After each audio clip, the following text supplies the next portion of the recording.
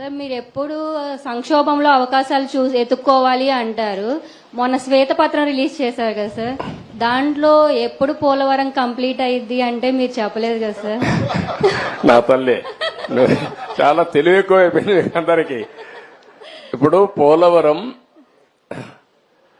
వచ్చింది ఇష్యూ ఏంటంటమ్మా, అక్కడ diaphragm wall ఒకటి ఉంటుంది. మీకు అందరికి రాష్ట్రంలో ఉండే అందరికి అర్థం కావాలి.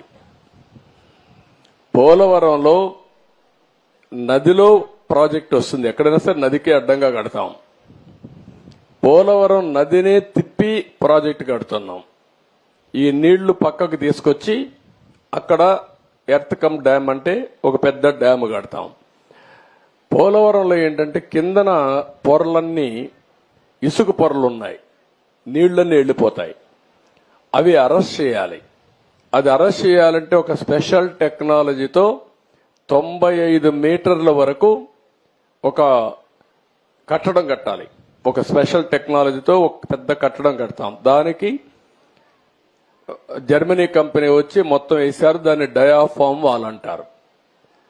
అది నేనేం చేశానంటే, పోలవరంలో 6 నెలలే పనులు అవుతాయి. జూలై నుంచి వర్షాలు వస్తాయి, డిసెంబర్ వరకు వరదలుంటాయి. డిసెంబర్లో ప్రారంభిస్తే మళ్లీ మేకంతా పూర్తి చేయాలి. జూన్లో మళ్ళా వర్షాలు పడే పరిస్థితి వస్తుంది. 6 నెలలే వర్కింగ్ సీజన్. నేను కష్టపడి 2 సీజన్లో ఆ డయాఫామ్ వాల్ పూర్తి చేశాను, చాలా ఇబ్బందులు పడి. తర్వాత స్పిల్వే కట్టాం, అవన్నీ పూర్తయినాయి. ఈ పని చేయాలంటే ఎర్త్ కమ్ డ్యామ్ కట్టాలంటే పక్కన 2 వాల్స్ కట్టాలి. అవి కాఫర్ డ్యాములు అంటారు. దానికి కూడా నీళ్లని రాకుండా కొంతవరకు డ్రౌటింగ్ చేయాలి. డ్రౌటింగ్ కూడా చేసి అక్కడి నుంచి కట్టుకొని రావాలి. కరెక్ట్ గా నేను అధికారంలో ఓడిపోయింది మేలో ఓడిపోయాం.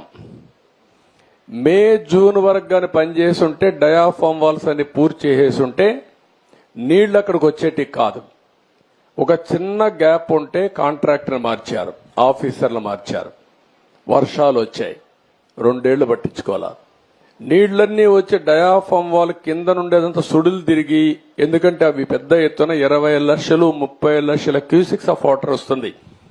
దేశంలోనే ఎక్కువ నీళ్లు ప్రవహించే నది గోదావరి. ఇప్పుడు ఆ నీళ్లన్నీ వచ్చి సుడులు కొట్టేసింది. కిందన మట్టి అంతా ఇసుకంతా తీసేసి కొట్టుకొని వెళ్లిపోయింది. ఆ సుడులతో కాఫర్ డ్యామ్ దెబ్బతినింది, డయాఫామ్ వాల్ దెబ్బతినింది. ఇప్పుడు నువ్వు అన్నట్టు సిడబ్ల్యూసి మన దేశంలో సెంట్రల్ వాటర్ కమిషన్ అనేది అతిపెద్ద టెక్నికల్ అడ్వైజరీ కమిటీ. వాళ్ళు చెప్పింది ఫైనల్. ఇప్పుడు వాళ్ళు కూడా చేతులు తీశారు, దీన్ని ఏం చేయాలనో మాకే అర్థం కావడం లేదని. అక్కడ డయాఫామ్ వాల్ కట్టింది నేను 446 కోట్లతో డయాఫామ్ వాల్ 2 సీజన్లు పూర్తి చేశాను. ఇప్పుడు 3 దిక్కల 33% కోసకపోయింది, దెబ్బతినింది. దానికి 447 కోట్లు అవుతుంది. ఈ 3 దిక్కల రింగ్ బండమారిగా వేసి కట్టేస్తే అయిపోతుందంటే అది కూడా మేము చెప్పలేము. ఒకవేళ మొత్తంగానే డయాఫామ్ వాల్ కట్టాలంటే 990 కోట్లు అవుతుంది. అది 990 కోట్లు. రిపేర్ చేయాలంటే 447 కోట్లు. ఒరిజినల్ గట్టిపై ఖర్చు పెట్టింది 446 కోట్లు. పైనుండే కాఫర్ డ్యాములు దెబ్బతిన్నాయి, అక్కడి నుంచి నీళ్లు వస్తున్నాయి. ఆ నీళ్లు అరెస్ట్ చేయకపోతే ఇది కట్టలేము. ఇవన్నీ చేయాలంటే ఏం చేయాలనో, నేను ఇంజనీర్ని కాదు, నాకు తెలియదు. నేను అడ్మినిస్ట్రేటర్ని, నేను కట్టాలని తపనుంది. దాన్ని ఏం చేయాలో ఇంజనీర్లు చేయాలి.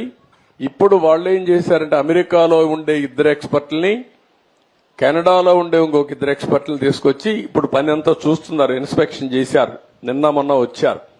వాళ్ళు మొత్తం స్టడీ చేస్తున్నారు. ఏమి ఇవ్వాలనో వాళ్ళు ఇచ్చిన ఆలోచనలు ఇచ్చిన తర్వాత పూర్తి చేసే కార్యక్రమానికి శ్రీకారం చుట్టాలి. ఇప్పుడు దీంతో ఏమైంది, ఆయన నేను రివర్స్ టెండర్ అన్నాడు. 500 కోట్లు 600 కోట్లు ఆదా చేస్తా అన్నాడు. ఇప్పటికి నష్టం ఎంత తెలుసా తల్లి, 70,000 కోట్లు. ఇప్పటికి అది 1,00,000 కోట్లు పెరుగుతుంది. ఒక దుర్మార్గమైన ఆలోచనతో పోలవరాన్ని గోదావరిలో ముంచాడు. మళ్ళా అడ్డదుడ్డంగా ఆర్గ్యూ చేసే పరిస్థితికి వస్తున్నారు. ఆ రోజు పెద్దలందరూ వారించారు. గవర్నమెంట్ ఆఫ్ ఇండియా ప్రాజెక్ట్ అది, పీపీఏ అని ఉంటుంది, అంటే పోలవరం ప్రాజెక్ట్ అథారిటీ. వాళ్ళు మీటింగ్ పెట్టుకొని ముఖ్యమంత్రి చెప్పారు, నువ్వు తొందరపడుతున్నావు, తొందరపడద్దు, గతంలో కూడా మారికి జరిగింది, మీరు వెయిట్ చేయండి అని. గవర్నమెంట్ ఆఫ్ ఇండియా నుంచి సెక్రటరీ చైర్మన్ దానికి ఆయన ఒక లెటర్ రాశాడు, తొందరపడద్దండి, 2 రోజులు వెయిట్ చేయండి, మేము రిక్వెస్ట్ చేస్తున్నాం మిమ్మల్ని, తొందరపడి మీరు నిర్ణయం తీసుకుంటే రేపు పాత కాంట్రాక్టర్ కొత్త కాంట్రాక్టర్ ఇద్దరి మధ్యలో ప్రాజెక్టు మునిగిపోతే ఎవరినడగా తెలియదు, ఎవరికి జవాబుదారితనం తెలియదని చెప్పినా వినకుండా ఇష్టానుసారంగా చేసే పరిస్థితికి వచ్చాడు. ఇది టెక్నికల్ సబ్జెక్ట్ అయినా ప్రజలు అర్థం చేసుకోవాల్సిన అవసరం ఉంది.